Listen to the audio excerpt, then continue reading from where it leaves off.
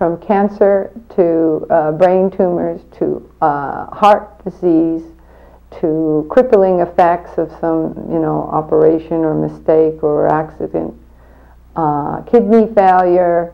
I have seen the restoration of vision, of things that are simply impossible according to medical standards.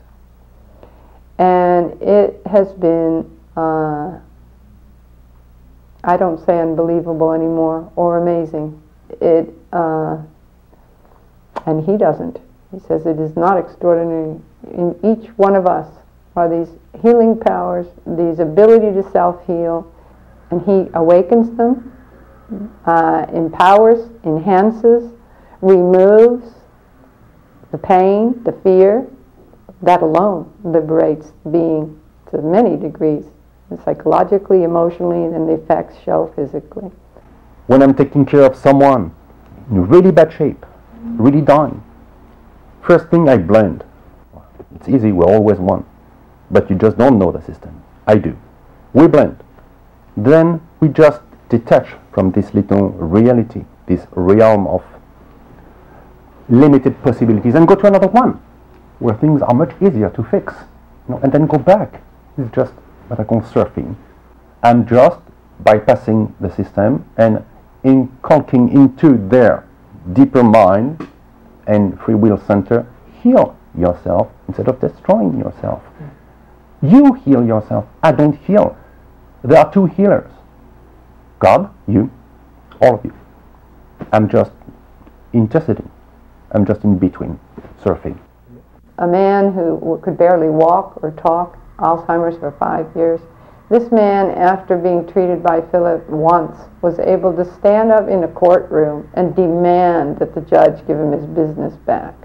Another case was a child working with a doctor that we worked with, who had been born without a corpus callosum, the part of the brain that integrates the left and right hemisphere. This child was born into a Mexican family in East LA, a poor family. They loved the child. He could do nothing. He could not move. Carlos, born premature at 34 weeks and without a corpus callosum, did not talk, walk, sit up by himself, or feed himself. After a few months of treatment, he began speaking one-syllable words. To distinguish his right and left, he began feeding himself and is now able to sit up in a back-supported chair. He's able to interact with people and the environment, moving his arms and legs and using his muscles for facial expression. Another patient was 2-year-old Danielle, suffering from lung cancer. She had received 1 round of chemotherapy when Philip and I began working on her. After 4 weekly treatments, she no longer needed chemotherapy. Today, she is cancer-free. Dina Villanueva, September 9, 1998. At the California Institute of Human Science, which is where I met Philip, they were doing 2 years of testing on him. They were testing his brain waves. They were testing his before and after of all his patients for 2 years. He broke the records in all cases. In one case, it went off the charts.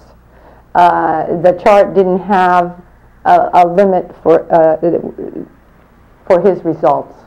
It was a kidney failure.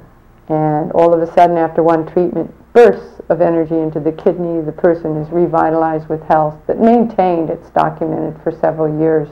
Also at the California Institute, they have a shielded room. It's called a Faraday cage, and they're very proud of it. There's very few of them built, and it's built to block electromagnetic waves. People at the Institute were documenting Philip. So the idea was for Philip to do a processing while in the shielded room. If there was an effect from his processing that was observable in the subjects while he was in that shielded room, that his technology has little or nothing to do with electromagnetism. And electromagnetism is the structure of our physical world. So that what he is doing is taking place at a much more fundamental level. And that's exactly what happened. The effects were astoundingly dramatic. And documented that Philip does in fact take care of the cause of the problem. That's what he's known to do. He goes at the cause, and then the effects show psychological, emotional, spiritual, and physical. That's a symptom. Those are the symptoms of his treatment. Also, what they did at this institute and at the other institutes in California, other doctors and researchers got in on this and mapped his brain, the EEG standard way, and then another way called the brain mapping. In one case, the brain mapping that was done shows a picture of the alpha band, and it increased from resting to processing state 40 times, not 40%, 40 times what it started out as.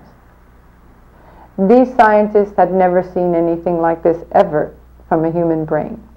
My real project is called Imago, I-M-A-G-O, which in terms of psychoanalysis means a state of perfect completion. In terms of entomology, insect is the perfect insect after a larval life. Sometimes the Imago state lasts only 1 day, but what a day. We all are larvae compared to our own potential. And there is an evolutionary leap that's long overdue, actually that has been blocked by those forces of chaos, those forces of destruction. For millions of years, remember I'm a paleontologist and I know exactly what I'm talking about. There is a leap that's long overdue, and that's my project, to turn everyone from its larval state into an Imago complete being. And it takes just starting the whole process, priming the pump, having a team of a few dozen people whom I've taught directly, who are going to taught others, and so forth.